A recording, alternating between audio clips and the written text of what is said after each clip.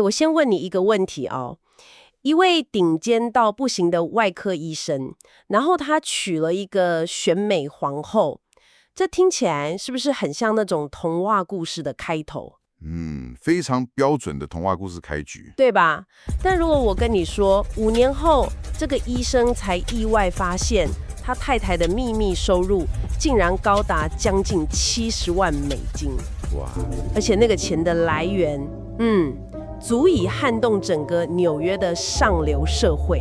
好，今天我们要深入探讨的就不只是一桩婚姻的背叛这么简单了，我们会来拆解一个由选美皇后就是精心打造的谎言帝国，看看一位事业有成、身价上亿的医生是如何被蒙在鼓里长达5年。而且最关键的是，当这一切即将要公诸于世，引爆一场世纪官司的时候，整件事却突然神秘的落幕了。没错，我们会探究为什么一则看起来好像没什么关系的媒体报道，可能就是这一切戛然而止的真正原因。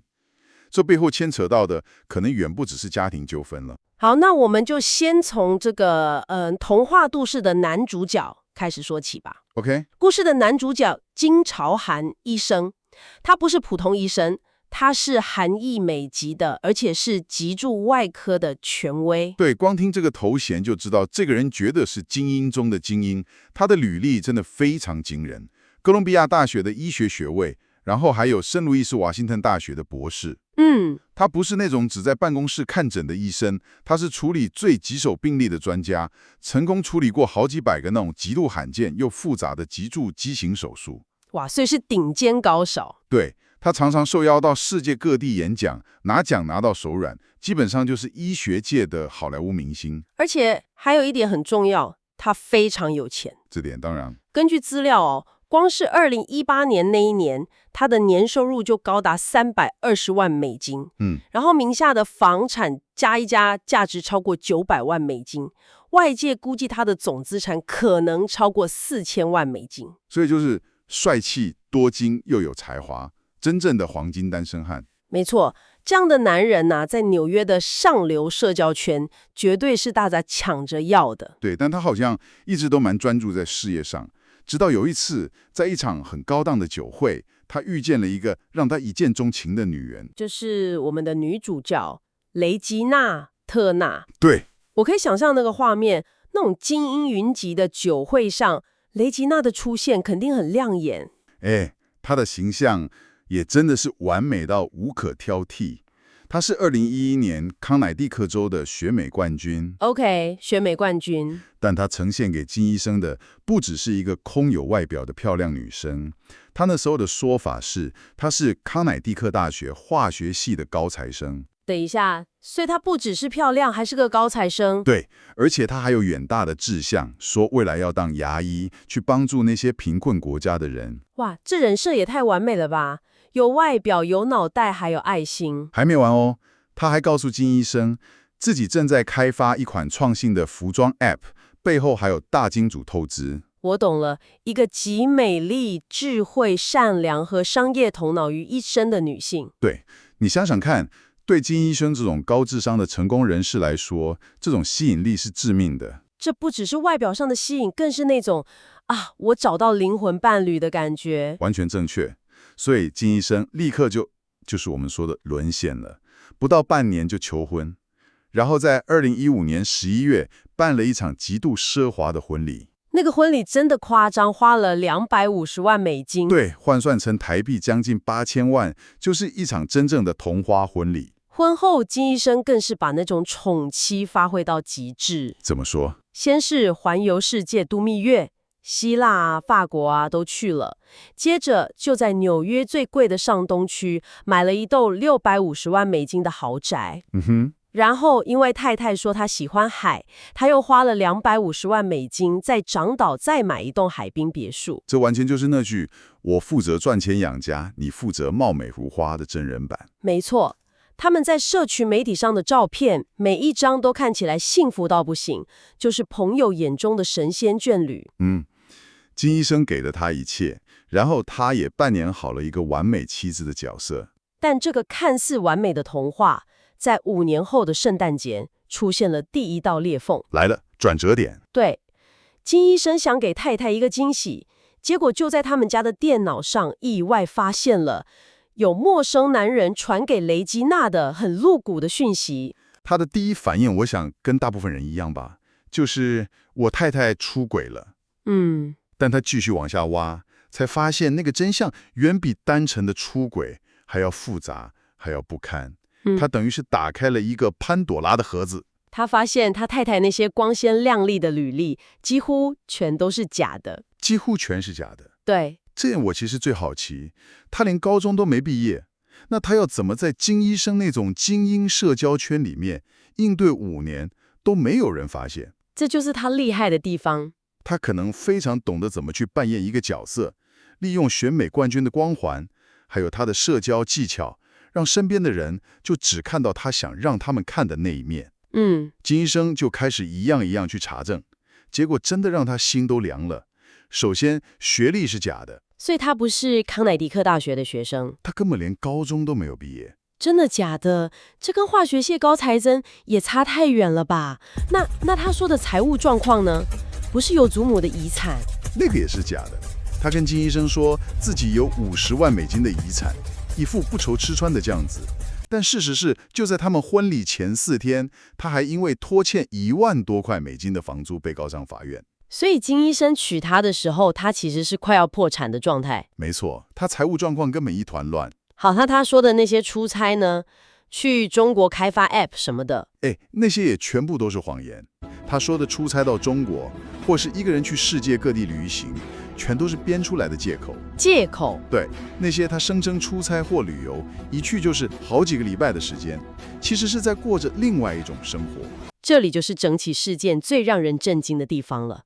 真相是，雷吉娜从婚前到婚后，一直都是一名高级应召女郎。是的，根据金医生后来提交给法院的那个离婚文件揭露，从2015年到2021年，也就是他们婚姻还在的时候，雷吉娜的银行账户有将近70万美金，准确的说是67万5千多块的现金存入。而且这些钱都来自他的秘密客户。对，而且都不是那种小钱，是有明确流向的。